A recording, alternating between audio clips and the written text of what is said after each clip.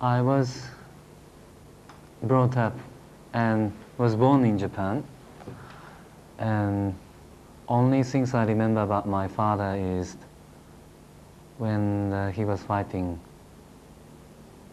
with my mother.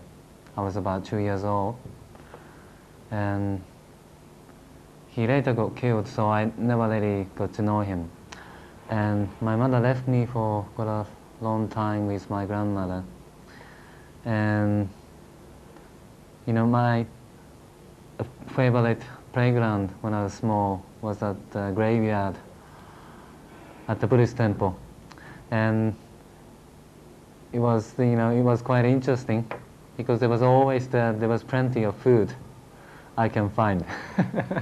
there was always the favorite grave spot I can go to find my favorite food.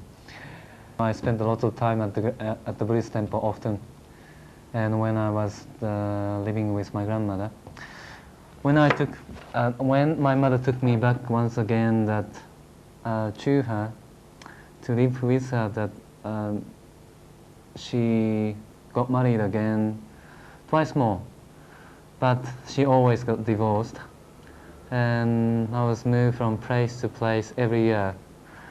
And I sometimes have to go to schools, new schools, every year, you know. And it was very difficult for me. I couldn't find any new friend. I was always rejected as a stranger. So I grew up not trusting anybody, and I grew up not knowing what love is. I was so hungry for love, something to fill my heart. And when I was 16, I became so desperate. I asked the Buddha for an answer for my life, the truth of my life, something that can fill my heart. And he was silent. He never answered my prayer. Also, I asked my ancestors for an answer. They never replied also to me.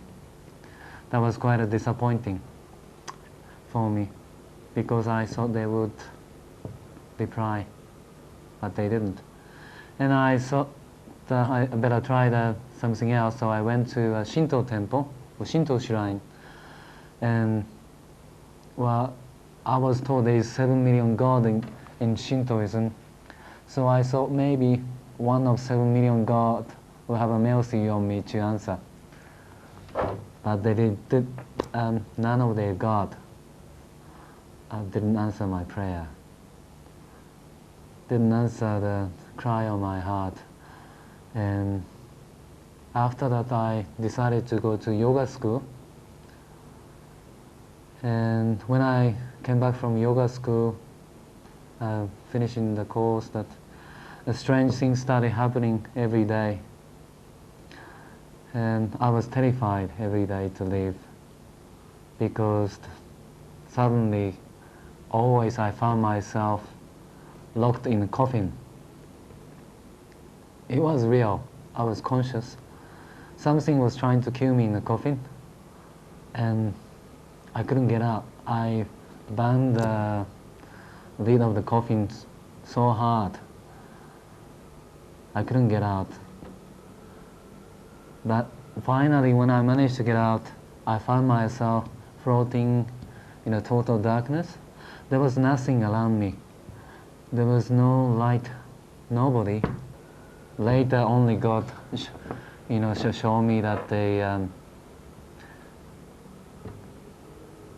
He was showing me that unless I come to know Him, that I will go to the darkness forever.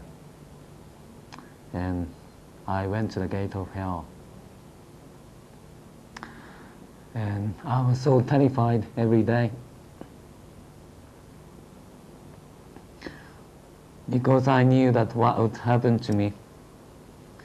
And I was hearing strange noises and voices every day, and I was walking around in the evening without knowing.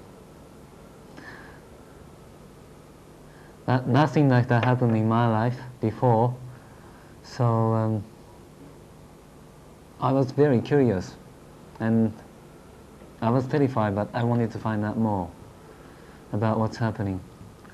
And so after I went to school called Silver Mind Control, where they taught me that New Age, psychic power and magic and all kind of things. And during the course they taught me to invite the two beings, two guides into my heart, and I did. And from that time on, these two beings, two guides, was with me all the time.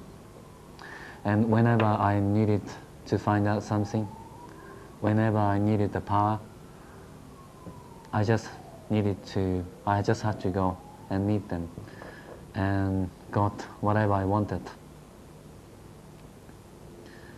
And I was getting so desperate. I thought that if I had more power, I could find something to change me, to fill my empty heart. And also by that time that I was leaving my body, my spirit, and traveling around in my spirit, and I enjoyed phoning to my friend to tell them what they got in their house and what they were doing. I thought that my heart will be satisfied if I show off my power to the people. But I wasn't satisfied at all. And I knew, I tried everything I could find, I could place my hand on, and I failed. So I thought maybe if I go to a new place, I could find something to change me. So I left Japan, it was in '86.